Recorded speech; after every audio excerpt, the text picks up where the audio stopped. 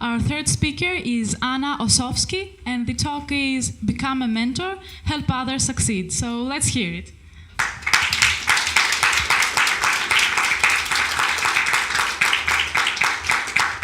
Thank you. Can you all hear me okay? I'm sitting down because the cable is too small to stand over there, and I'm also a little bit sick, so please bear with me today. Hello, and welcome to PyCon Italy again. I hope you've been having a great morning so far. It's my first time in Florence, and I'm really, really excited to be here. It's a beautiful city. I've had some time to explore already. And thank you so much for being here and joining me for my talk today. A little bit about me first. My name's Anna Ossowski. I'm from Germany. I have a degree in English and Catholic theology. Some of you may have wondered why you're seeing William Shakespeare and Pope Francis on my slide here. But about 3 years ago, I started learning Python, and I got involved in the Python and Django communities. And I like code, but I also really like people. And so I kind of like working at the intersection of both. And that's why I'm currently working as the community and operations manager of Django REST Framework. Who of you know what Django REST Framework is? Okay, that's quite a few. I'm also involved in a few other tech-related things. In my free time, I'm PyCon US Open Spaces Chair, I'm DjangoCon US Diversity Chair, and I run a group called PyLadies Remote, and I'll tell you more about PyLadies Remote a little later. I'm here today to present my talk about becoming a mentor and helping others succeed. And while preparing my talk, I thought I could either just tell you about mentorship in an ordinary way, which probably would have been fine, maybe a little bit boring, so I decided to connect it with a story. I then thought about any famous mentors that I knew, and a few came to my mind, but some of them weren't really a good fit for a tech conference. So until I stumbled across one mentor who's pretty famous, and he's maybe the greatest mentor in history if you ask some people, and he's a movie star, and he's definitely wise. So this talk isn't only going to be about becoming a mentor, it's going to be about mentoring like the one and only Yoda. And I'm by no means a Star Wars fan, so if I say something which is wrong, please come see me after my talk and correct me. Actually, before preparing this talk, I'd never seen a Star Wars movie, but I thought I couldn't sit here and talk to you about Star Wars without never having seen a movie. So I started watching episode 4, and then like an hour into the movie, I started to wonder, where is Yoda?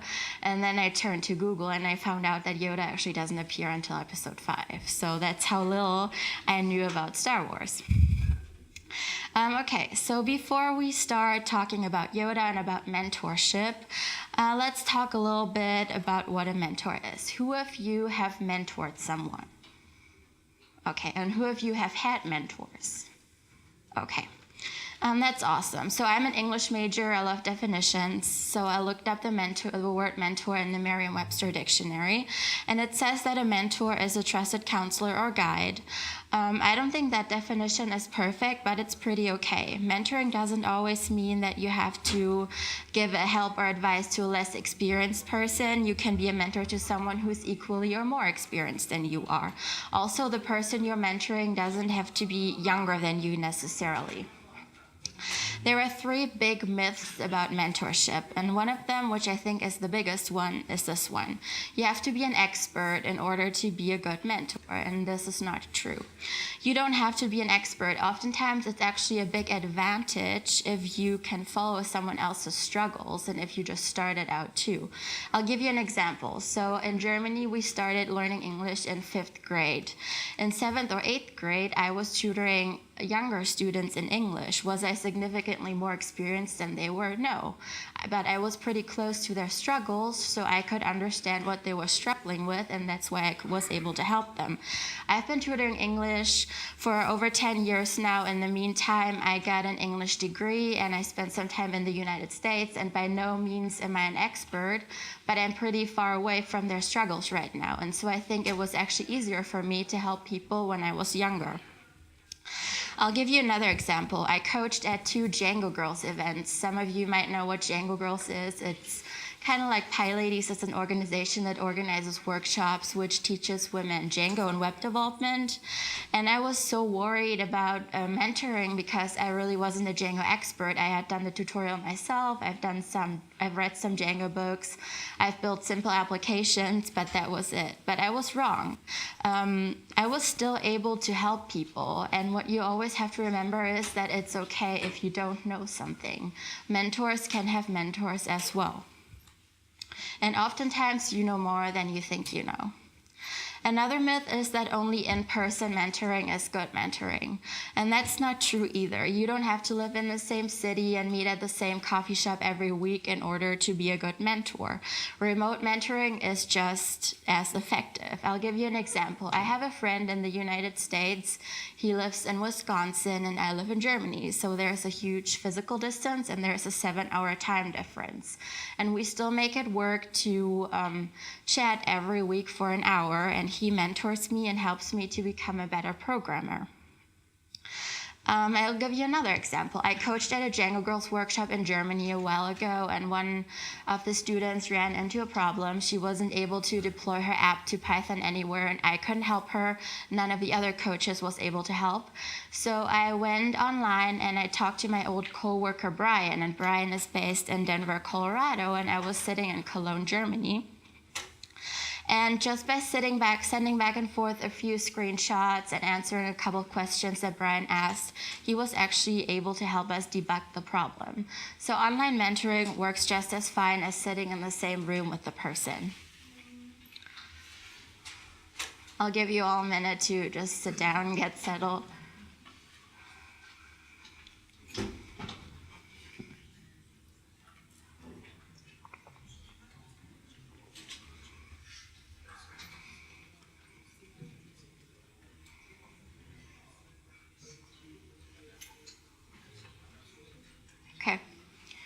And the third myth is that mentoring takes up a ton of time, and that's what keeps a lot of people from becoming a mentor. And that's also wrong. Mentoring definitely is a time commitment, but it doesn't have to take up a ton of time if you do it the right way. What has been effective for me is setting up weekly office hours where you meet for an hour every week, either in person or online. And you can work on a project together, you can answer someone's questions, etc. The big advantage of that is that if I have questions for Ian, for example, I can save them for Wednesdays, and I don't feel the need to email him every day of the week and ask him all my questions every day. So after looking at the definition and 3 big myths, you might be wondering what's actually your job as a mentor. Your job is basically to be a guide someone on their way of learning how to program, guide someone on their way of making their first open source contribution, guide someone on their way of getting involved in a new community. I didn't choose the picture of a straight path on purpose because when you're learning something new, the path never really is straight. Sometimes you'll take the wrong way, sometimes you'll stop. And so as a mentor, it's your job to basically keep the person on track and guide them back on the right path. You may now wonder why you should become a mentor in the first place. And the answer to that question is honestly pretty simple, because helping others succeed is one of the best feelings in the world. And not only is mentoring super fun and rewarding, it'll teach you a lot. You'll gain great teaching skills, you'll gain empathy, you'll learn how to see things from a different perspective. You may even learn new things from the questions that your mentees are asking you. And you'll be able to use these skills in other areas of your life as well. 2 summers ago, after Django Con, I was feeling a little bit burned out because I had taken on too many commitments. And so I had a chat with a friend of mine, and this chat actually inspired this talk. And he said to me, you know, Anna, I think what you're doing is great, but you're also trying to do everything by yourself. Why don't you go ahead and teach others how to do things so they can succeed as well? And that really got me thinking that not only did I overcommit, but doing everything on my own was actually a little bit selfish.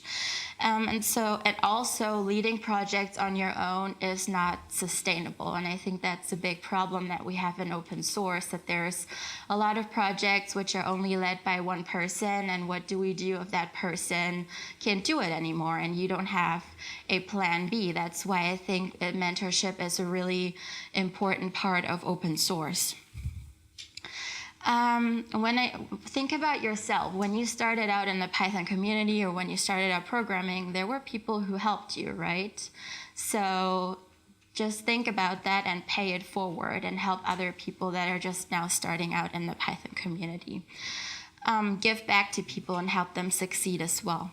And if you want to hear it from Yoda, here's what he says: always pass on what you have learned.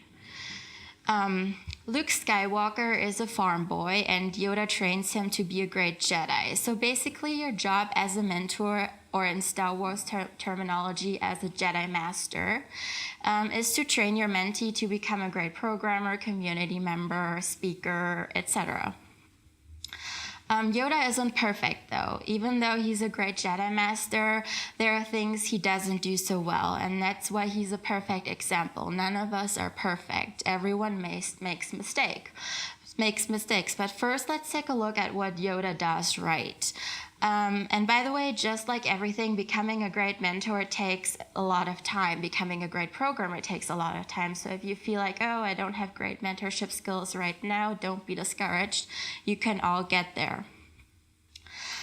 Before you start mentoring, you should have a conversation with the person that you're mentoring. And you should figure out a few things. And these things are: what are your goals? What do you want to work on together?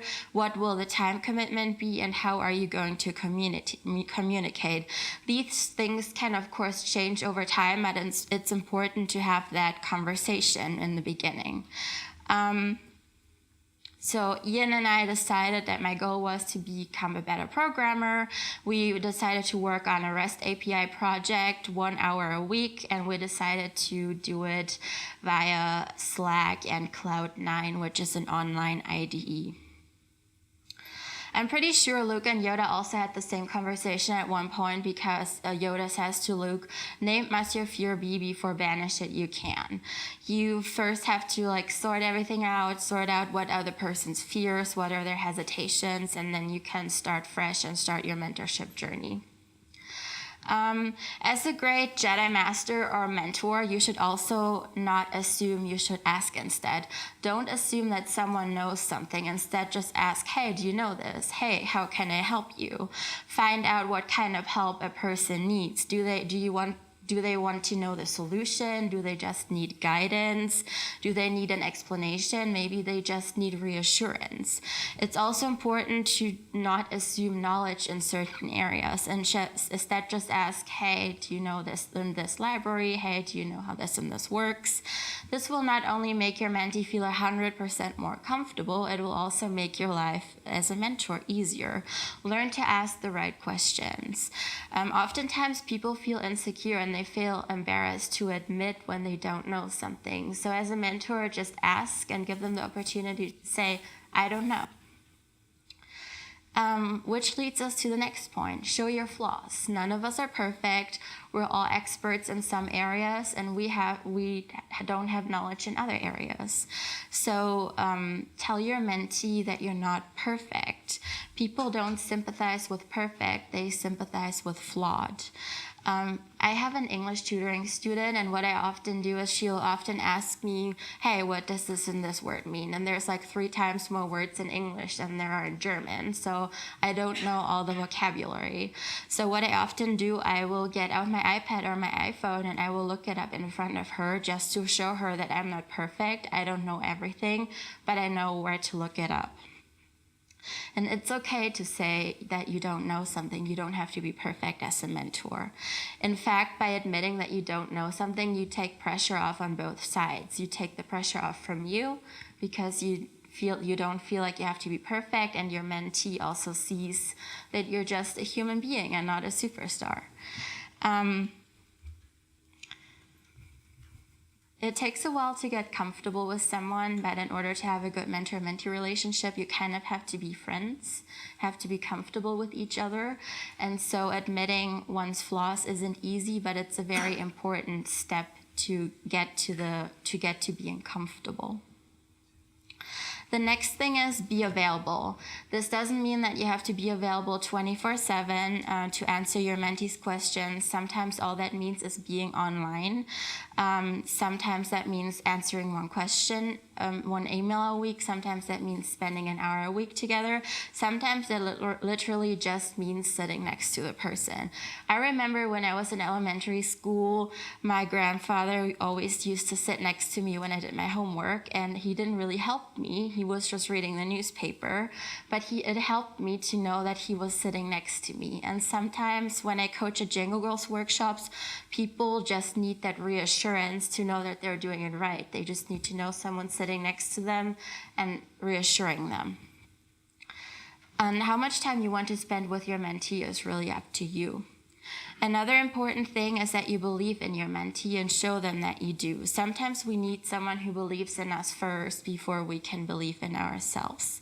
I gave my first ever conference talk 3 years ago, and I was so nervous. I almost never got up on stage, but there were people there who encouraged me and who believed in me first. And if it hadn't been for them, then I probably wouldn't be sitting here today.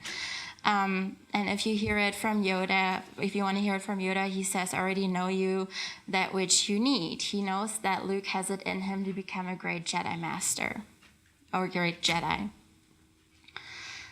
Do or do not, there is no try. This may sound sort of wrong or discouraging to people, but to me it actually sounds motivating. I do believe that there is a try, but I think that Yoda just wants to encourage Luke to continue his training and do more than he thinks he can do. He's encouraging and supportive, and that's really the key to being a good mentor. You always have to be encouraging and supportive.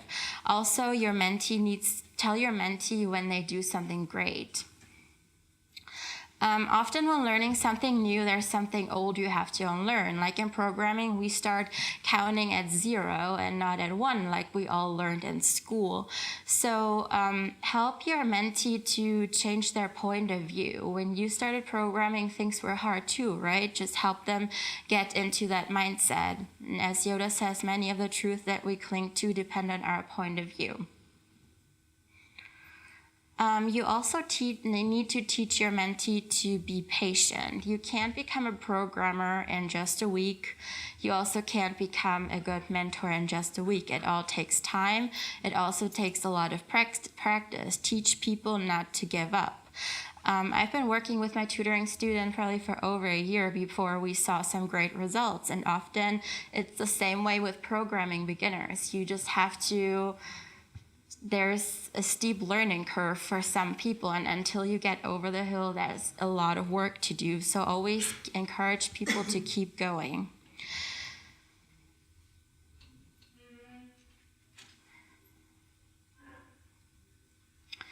Yoda also says, control, control, you must learn control. Just as a Jedi needs to learn how to control the lightsaber, a programmer needs to learn how to control Git and the command line and everything else. So it just takes a lot of practice. But what's also important, and what Yoda says, size matters not. So you shouldn't overdo it. You shouldn't work on aim for building a new web app every day. That just will frustrate you. It's much more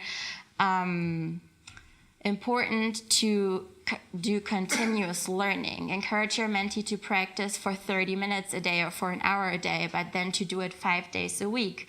If you try to build a web app every week, you will just burn yourself out, and then you will not enjoy programming anymore. So if you see that someone's overdoing it, just tell them, hey, slow down, stop. It's enough for right now. It's not about sometimes it's also not about finishing an exercise. It's about just practicing and going and learning from mistakes and learning along the way. When you first started out as a programmer, maybe you didn't know what you wanted to do. There's so many things you can do. You can do front end, back end, full stack. You can be a designer. Maybe you decide to go a different route like I did and you become a community manager, or you go into developer relations. There's so many things that you can do, and sometimes it's really hard to find your path in this mix of all the paths that are out there. So as a mentor, it's also your job to kind of try to help your mentee decide what a good position for them in the community would be. Would they be a good back-end or front-end developer? Maybe they would be able to help the community by organizing conferences. Maybe they would be great meetup leaders. Maybe they would make great speakers. Just help them find their strength and help them follow through with them. And that's something I already touched on. Tell your mentee when it's enough. Burnout is a pretty serious topic, especially in tech, so you don't want your mentee to burn themselves out and overdo it. And my final advice to you is don't touch a Jedi's lightsaber, which means don't touch your mentee's keyboard. I've seen that a lot when people sit next to each other and they go like, oh, just let me type this in for you. And this is really tempting, but it's actually very, very rude. Please don't do this. Please be patient with your mentee. So we've seen that Yoda always gives Luke advice and answers which are short, sweet, and to the point. And he tries to lead him on the right path, but there are also things that Yoda doesn't do very well. When he says this, for example, I can't believe it, and when Luke says this, and Yoda says, that is why you fail, that is not very encouraging. In fact, I would encourage you to never use the word failure, because it's a very strong word, and that's something we shouldn't use. Words can be very harsh on some people, so always watch your language, especially when you're working with programming beginners. Yoda also says this, that he tells Luke there's still much to learn, and that is true, but it can also seem a little bit encouraging. And Yoda often comes across as all-knowing, and we're all not all-knowing. We have strengths in some areas, we are lacking strength in other areas. So it's okay to say that you don't know everything. Mentors can have mentors as well. And in fact, it's actually really good to not only stick to one mentor, but to have mentors for different areas. I have some people that help me with career advice. I have other people that help me with personal things, other people which help me with programming problems. You don't have to be stuck with one mentor. And also a mentor can be a YouTube video, a book, a speaker, an author. It doesn't have to be a person necessarily. It's also important that your mentor-mentee relationship isn't overly formal or structural like Luke and Yoda's. Just try to be friends. It's not a teacher and student relationship, really. And finally, keep in mind that you as a mentor are not responsible for your mentee's growth. You can help them, but they are still in need of putting in their own work in order to get to their goal. Okay, so now we know what makes a great Jedi Master and what mistakes Jedi Masters or mentors can make. What are tools that you can use? Here's a selection of tools that I like to use. They're mostly for online mentoring because that's what I've been doing. Some of them are pretty simple. Slack, you can really easily set up a Slack instance and chat with someone. What some people don't consider is that setting up IRC is really, really hard for some beginners. So Slack is much easier. Email, we all hate email, but sometimes sending a quick email in order to get a quick question answers works great. Skype or Google Hangout if you like face-to-face interaction. Cloud9 is a great online IDE. It's not the greatest, but it's free, and you can both see your same workspace and code at the same time. Pastebin or Gist may sound trivial, but when I started coding, I had no idea how to share code snippets, so it's good to keep that in mind. Of course, there's a ton of other tools like IRC, Screen Hero, the list goes on and on and on. This is just a small selection. And besides these technical tools, you also need a few non-technical tools or soft skills like patience, a good attitude, a smile, friendliness, and empathy. You may now think this all sounds awesome. I really want to become a mentor, but you don't know how to get involved. So how can you help? Here are a few ways you can get involved. You can coach at a Django Girls event. I know that the Django Girls community in Italy is very active, but there are also Django Girls events all over the world. Just go to the Django Girls website. They're always looking for coaches. You could organize an event in your own town. You could also help questions in the Django Girls Gitter chat. You could teach a class for Pi Ladies.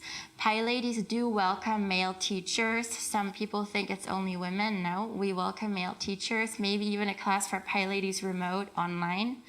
If you've given a conference talk before, you can become a speaker mentor. I know that DjangoCon US and DjangoCon Europe have speaker mentors, or PyCon Italy actually has these cool buttons at registration where you can pick up to be a diversity mentor, a Python mentor, a startup mentor. Just put the button on your badge and then be available to answer people's questions. You can get involved in organizations like Code Newbie or Open Hatch. You can become a mentor for programs like Google Summer of Code or Outreachy. You could just simply offer to help a junior engineer at work. It's always good to know that there's someone that you can ask questions. You could encourage someone to attend a conference or workshop or a meetup with you. You could simply offer your help on Twitter. What's also cool is you could create a first timers only on GitHub, where first timers only issues are issues aimed at people who have never made a open source contribution. You explain them in great detail, and then you offer to help people to walk them through their first PR. And just assign the badge first timers only on GitHub, and people will be able to find it that way. If you're an open source maintainer, just mention in the README that you're available to answer questions. If none of these answers work for you, but you would still like to become a mentor, please come see me after my talk, and I'm sure we'll find the right opportunity for you. Some of you might not only want to become a mentor, they might be looking for a mentor. Marietta gave a great talk about this already today, so I'm just going to touch it briefly. How do you find a mentor? I can't really give a great answer to this question. I found my mentors mostly by attending conferences and chatting with people and then staying in touch afterwards. If there's someone who's passionate about something, they're most likely very available to help you. And especially in the Python and Django worlds, everyone is so friendly. If you are looking for a mentor and you don't know how to find one, please just contact me as well, and I will do my best to help you find one. So who of you is going to mentor someone now? Maybe. I hope that all of you will go and be Yoda to someone. A couple more things. So I was talking about Pi Ladies Remote. Pi Ladies Remote is a group which organizes online classes for women. If you're interested in teaching a class for us, please just either tweet me or go to the link, and there's a contact button. And I would love to see any topics, really. It doesn't have to be super Python related. And I also, if you're looking for classes, there's a list of our classes on the website. So if you're looking for past classes, just check them out. I also brought some stickers with me. So if you like a Pi Ladies Remote sticker, please come see me. I'd like to give you one. And one more thing, DjangoCon US is coming up in August, and our call for proposals is still open until Monday. I would like to encourage all of you to submit a talk. Even if you're not a Django expert, it doesn't have to be super Django-centric, but please consider submitting a talk or encourage a friend to submit a talk. And if you need help with your proposal, I would love to help you. That is all I have for you today. I don't think I have time to answer questions, but I'll be around for lunch, or you can tweet me. I'm OSSAnna16 on Twitter. Thank you so much for being here, and may the force be with you.